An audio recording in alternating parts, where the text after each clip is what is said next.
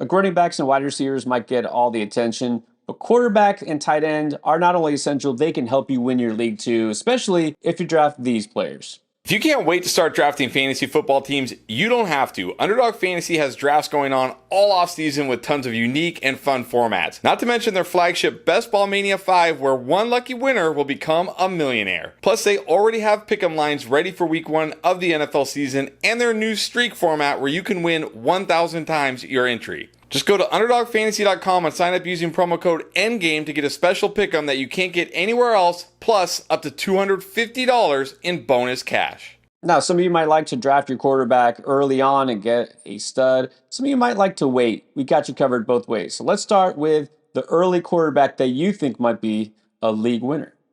I think Kyler Murray is absolutely going to be a league winner this year. This is a guy, when you look at it, every year of his career outside of his rookie year, and of course last year when he was coming off ACL injury, he's been a top 5 QB in terms of points per game. Last year, coming off the ACL injury, like I talked about, he still was on pace for over 500 rushing yards last year, and we thought that was the thing last year, right? Like, hey, he'll be back, he'll throw the ball, but maybe the rushing will be a little bit limited. But it really wasn't. I mean, you'll take over 500 rushing yards, but this is a guy who legit has the potential to go over 800 rushing yards, give you 6+ rushing touchdowns, and we know what an advantage that is in fantasy football now. I mean, look, drafters have caught up to this, right? Like the Josh Allens, the Jalen Hurtses, the Lamar Jacksons. These guys go early in drafts now, but not Kyler Murray. He kind of goes like, he's kind of like the middle of the early QBs, I guess. Like not in the top 5, not outside the top 10. He's kind of in like that 7 to 8 range, but I think that's a great value for this guy. So if you're one of those people like me who don't necessarily like to go very early elite QB but still want that elite upside, Kyler Murray is the guy I'm going to be targeting. When you look at the offense this year, well, first of all, we're going to have a fully healthy Kyler Murray, fully healthy 2 years removed from ACL. That's huge. Second of all, they drafted the best wide receiver in this class, one of the best wide receivers we have seen in years, in Marvin Harrison Jr. He's got Trey McBride there. James Conner out of the backfield. They added Trey Benson, the running back, and of course, a new coaching staff that's going to make things easier on him. The new offensive coordinator was the former quarterbacks coach for the Cleveland Browns, so he knows how to work with quarterbacks. I think Kyler Murray potentially has his best year ever this year in this offense, entering the prime of his career. I think Kyler Murray is an absolute discount and steal in drafts, and I think he's going to be a league winner at the quarterback position. Well, if you want to get your quarterback relatively early, it's almost got to be somebody with that rushing upside. I dare say maybe the quarterback with the biggest upside in terms of running the ball is Anthony Richardson. Speed and burst score in the 99th percentile. He's fast, and he's big enough that he can get through a crowd. Look, he may not do the tush-push thing like Jalen Hurts on the regular, but he doesn't need to because he can score from beyond the 1-yard line. Just in the games he played, which realistically, he played 4 games. Like those 4 games he started. He didn't finish 2 of them, right? He was done before halftime. And so basically, it's about 3 games worth of data. In those 3 games, he ran the ball 25 times and scored 4 touchdowns. He was putting up elite fantasy stats. And once he starts to throw the ball even more efficiently in year 2, with a guy like Michael Pittman as a big target and a rookie like A.D. Mitchell, who's going to help that wide receiver core, Josh Downs, hopefully healthy this year, he's going to actually be able to help you both in the air and on the ground. But the real reason why I feel confident in Anthony Richardson is just this offense. Shane Steichen has basically proved he is an offensive genius.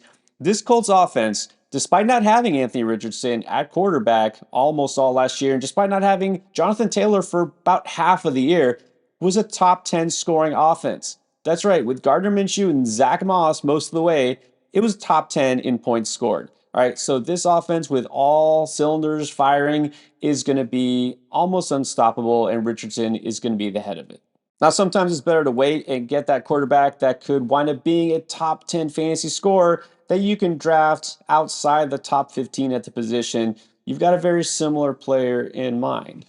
Yeah, I definitely have a type when it comes to fantasy quarterbacks, and that's the guys who run, because that rushing upside just gives you that incredible ceiling.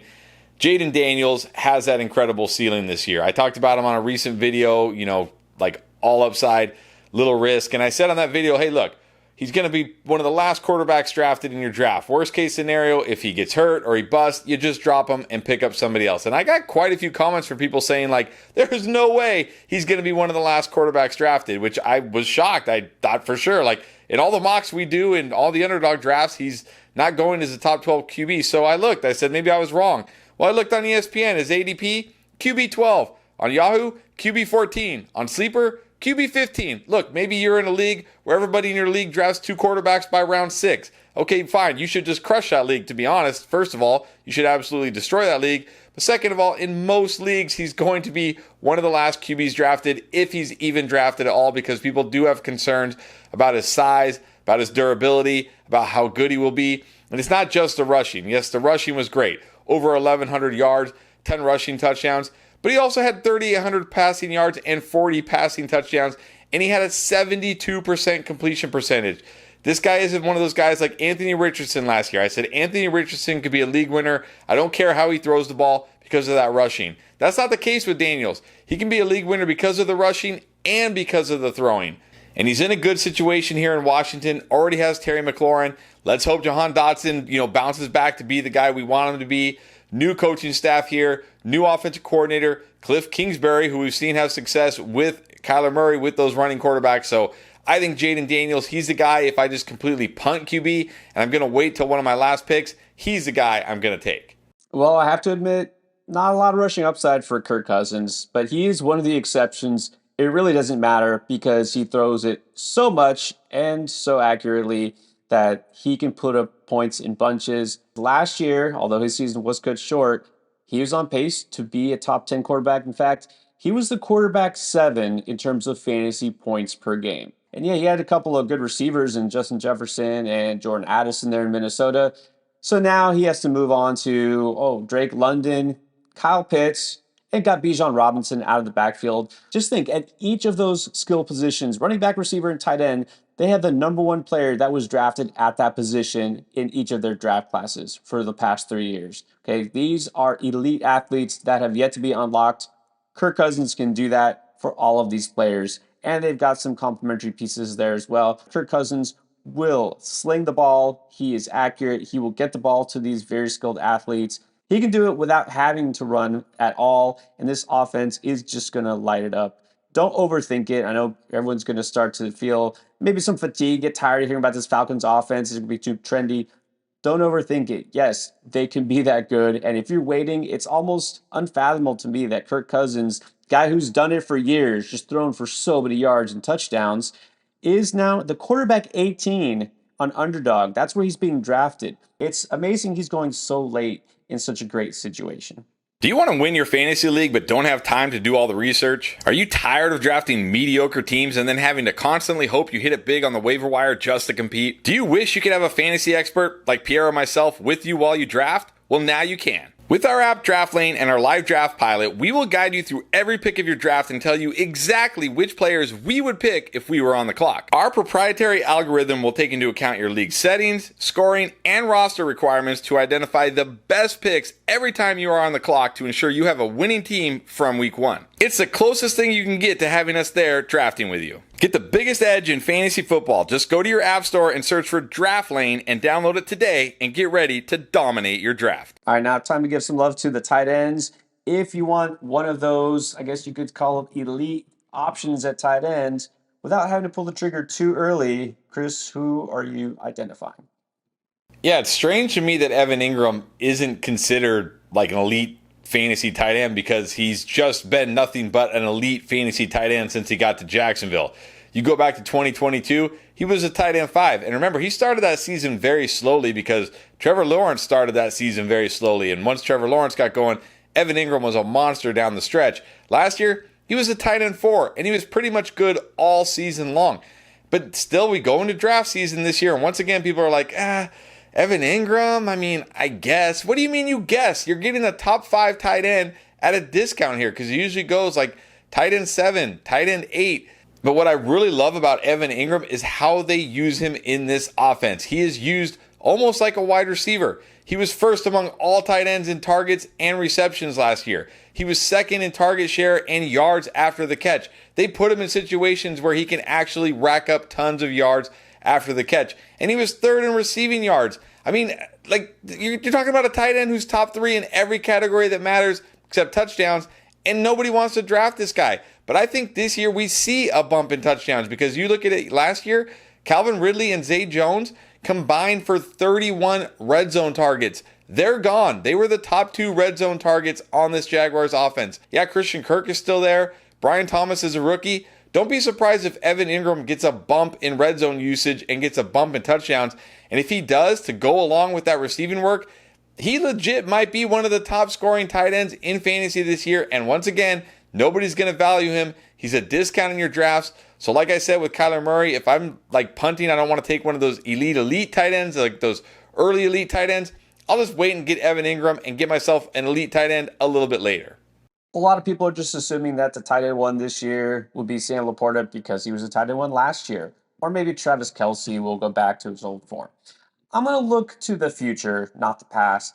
I think this year's tight end one, just flat out, is going to be Dalton Kincaid. Laporta, one of the top tight end prospects of last year's class, but he was drafted later than Dalton Kincaid. The reason why Sam Laporta was so good in fantasy last year right away is because he's in an offense in Detroit that has one certified target hog in Amon-Ra St. Brown, and then a very questionable wide receiver core. We say this all the time. Tight ends thrive because they're either in very fantasy-friendly offenses or because they're an offense that doesn't have a lot of depth at receiver. That's kind of how it was in Detroit, right? You got Sun God and then Jameson Williams, who was suspended and then barely used, right? Just as a deep threat and just really hadn't developed yet, although I think this is the year. And then Josh Reynolds and Khalif Raymond. Sam Laporta was, a very good option for Jared Goff most of the time because he was open. I think that's what we're going to see this year in Buffalo because Stephon Diggs is gone. I don't have a whole lot of confidence that Keon Coleman, Khalil Shakir, Curtis Samuel, whoever else they got there is going to really soak up a lot of targets. I think Dalton Kincaid is just the top target in that offense, period, which means he's going to be a very productive fantasy asset. So if I'm going early tight end, I'm not going to spend a third, fourth round pick on the guys like Kelce or Laporta. They'll be fine, but I'd rather take a top receiver there instead, wait a couple rounds, and get Kincaid. Look, some people just don't like to take tight end early. Totally on board with that. If they're waiting, Chris, then who should they be targeting? Well, if it's me, I'm targeting Dallas Goedert. I was really shocked to see how far Dallas Goedert has fallen in fantasy drafts. In fact, you go back to 2021, he was a tight end 7. You go to 2022, he was top 5 tight end in points per game before his injury. Yes, he had a bit of a down year last year, and then he got hurt, but look, the whole Eagles offense had a down year last year. Let's be real. Like, the whole offense had a down year. I think they bounced back this year. They brought in offensive coordinator Kellen Moore. It's crazy to think about it, but head coach Sirianni is kind of on the hot seat, which is crazy to think for how good the Eagles have been under him, but he's kind of on the hot seat. I think we see this whole offense rebound. I think we see Dallas Goedert rebound. And look, you go back to that 2022 season when A.J. Brown came to the Eagles and they had Devonta Smith, and you think, okay, there's no room for Dallas Goedert here. Well, he was on pace for 77 catches and 1,000 yards that year before he got hurt. If he does that this year, he's going to be an absolute steal at his ADP. I mean, this is a guy who can give you, 5+ touchdowns. If he comes anywhere close to 80 catches and 1,000 yards in this offense, people are going to be wondering, why did we let this guy fall? It's not like Dallas Goedert is an unproven tight end here. It's not like this is a guy like, over the hill or past his prime or anything. I think Dallas Goedert is poised to bounce back this year. And again, he's one of these guys, if I'm just going to completely punt tight end and he's on the board with one of my last picks, I will happily take him. I think he can become the guy we saw those 2 years prior to last year and be a set and forget tight end in fantasy that helps you win your league. Now, my favorite late tight end to draft is a guy I'm probably getting a little irrationally high on, but I'm all in on Luke Musgrave. I said earlier, and both of us say this all the time, you want to look for a tight end who could break out. It's one of those two things, either somebody who is on an elite offense or somebody who doesn't have a lot of target competition in terms of other wide receivers. Now, Dalton Kincaid is that latter situation where I don't really trust the receivers there. In Green Bay, for Luke Musgrave, it's the opposite. He's on a team that I think has shown it is a high-powered offense. But with Musgrave, it feels like he wasn't really a part of it because he missed out on the best part of the season, the end. We saw Jordan Love basically assert himself as one of the best quarterbacks in the NFL. I mean, the statistics bear that out. He was really good, but that happened in the second half of the season. Remember, he hit that lull, and then all of a sudden everything clicked. They were just rolling.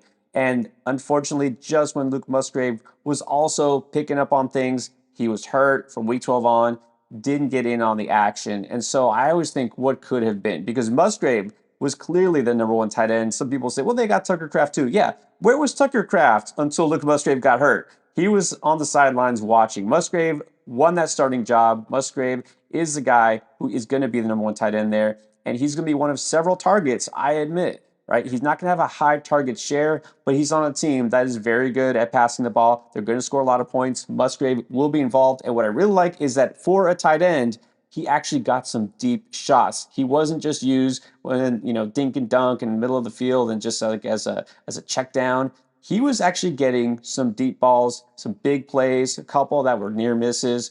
Musgrave could be a playmaker in this offense, and he will get some red zone opportunities. A lot of this is, my speculation on his upside and potential, but of course, that's what it's all about in fantasy. We think those quarterbacks and tight ends could wind up being league winners for you if you get them at the right value. We also feel the same about these wide receivers. Check it out.